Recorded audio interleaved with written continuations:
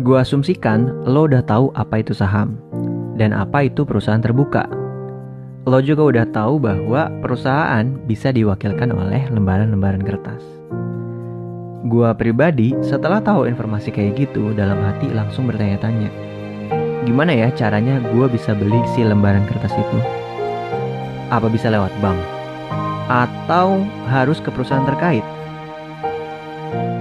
Kalau lo punya pertanyaan yang isinya kurang lebih kayak gitu, gua harap gua mampu menjelaskan dengan mudah di video kali ini mengenai mekanisme jual dan beli saham.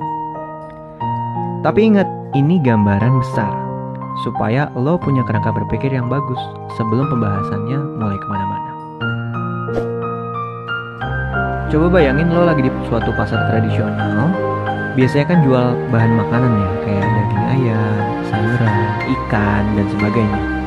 Sekarang kita coba bayangkan, penjual tersebut bukan lagi jualan ayam.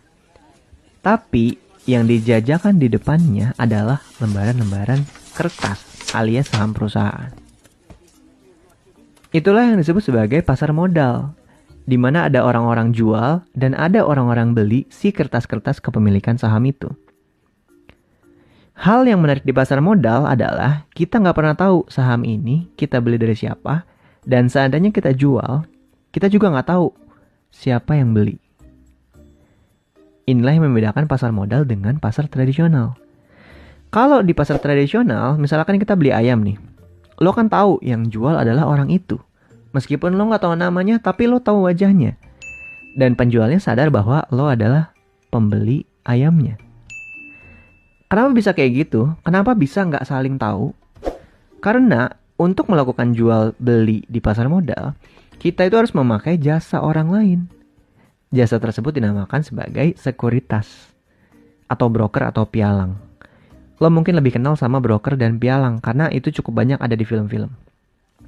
Tapi ketiga kata tersebut pengertiannya hampir sama. Sekarang gue tentuin dulu ya.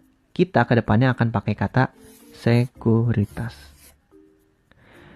Untuk beli dan jual saham di pasar modal, kita harus lewat sekuritas. Kenapa? Alasannya simpel. Karena ketika jual beli saham, pada praktiknya tidak sesimpel ada barangnya terus kita beli kayak di pasar biasa. Tapi di pasar modal ada pencatatan-pencatatan yang perlu dilakukan. Kita harus tahu nggak sih apa aja yang dicatat waktu jual beli? Ya boleh aja, nggak ada yang larang. Boleh nggak kita nggak usah cari informasi sekuritas tuh ngapain aja pas lagi kita suruh jual beli di pasar modal? Ya boleh banget. Karena itulah tugas